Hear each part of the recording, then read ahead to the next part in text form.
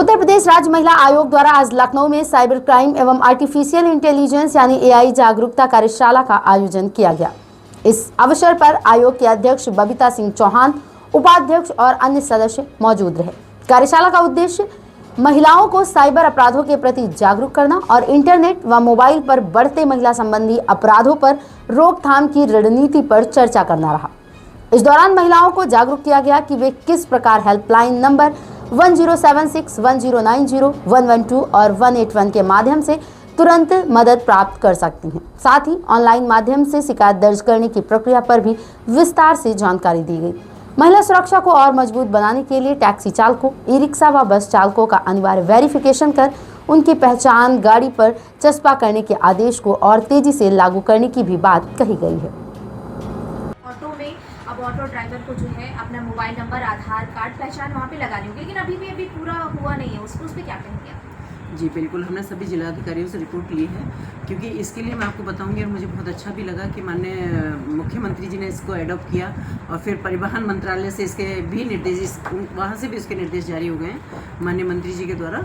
और तो क्योंकि अभी हमारे पास रिपोर्ट कम से कम हमारे 20-25 ज़िले से हमारी रिपोर्ट आ गई है जहाँ परफेक्टली ये काम शुरू हो गया है। कुछ जगह ऐसे हैं कि जहाँ काम चल रहा है और अभी पूरी तरह नहीं कह सकते कि पूरी तरह हो गया है। तो निश्चित रूप से मुझे लगता है कि हफ्ते 10 दिन में आप शायद सभी ऑटो या सभी जितने भी टैक्सी हैं ये सब हैं, सब में आप देखेंगे कि सबके ड्राइवर का नाम, ड्राइवर का फ़ोन नंबर और ड्राइवर की आईडी सभी में आपको निश्चित रूप से मिलेगा। मैम, एक 26 के ऊपर अब शुरू होने वाला है 1 सितंबर से, बहुत बड़ा गया सेफ राइड, क्या कुछ कहना? सेफ राइड QR स्कैन लगेंगे ई रिक्शा पर, उनके नाम। देखिए बिल्कुल सही बात है। एक्चुअली हम अगर महिला आयोग की बात करूँ तो हम हर दिन आप देख रहे हैं कि हम कुछ ना कुछ ऐसा प्रयास करते रहते हैं, और वो सिर्फ इस आधार पे क्योंकि हमारे पास केस आते हैं जिनकी हम सुनवाई करते हैं। तो मुझे लगता है कि हमसे ज़्यादा अच्छा कोई नहीं बता सकता आपको कि महिलाओं के लिए क्या क्या प्रॉब्लम है और महिलाओं का केस किस तरह के आ रहे हैं या हम उनमें किस तरह से सुधार कर सकते हैं।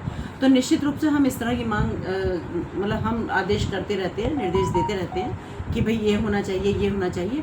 और मुझे ये बताते हुए खुशी होती है कि जो बात हमारे यहाँ से जाती है उसको हमारे सरकार में रखा जाता है और हमारे माननीय मुख्यमंत्री जी भी उसको स्वीकृति देते हैं। क्योंकि मुझे पता है कि अगर ये सारी चीज़ें होती हैं, ये बेसिक चीज़ें हैं कि अगर क्राइम कंट्रोल की बात आएगी तो मुझे लगता है कि यहाँ से शुरुआत होती है। और जैसा अभी मैंने लास्ट दिखाया कि आपको एआई के माध्यम से जो हमारी यहाँ वर्कशॉप हो रही है उससे तो मुझे लगता है कि जब हम अगर इन पर हम प्रॉपर एक बार हम उत्तर प्रदेश में काम करके ले जाएंगे तो जो हमारा क्राइम रेट है वो भी बहुत कम होगा।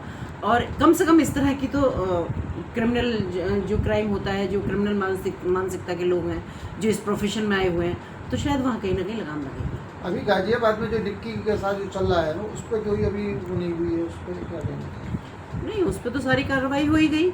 वैसे हमने भी यहाँ से संज्ञान मांगा है अपने महिला आयोग से भी, लेकिन उसमें तो उसमें तो इतनी अच्छी कार्रवाई हुई है, बल्कि मुझे कहना चाहिए कि मैं इसके लिए उत्तर प्रदेश सरकार का बहुत बहुत आभार व्यक्त करती हूँ कि कम से कम इतने जो संवेदनशील जो ये घटनाएं होती हैं उनमें इतना तुरंत कार्रवाई होना एक बहुत बड़ी बात है।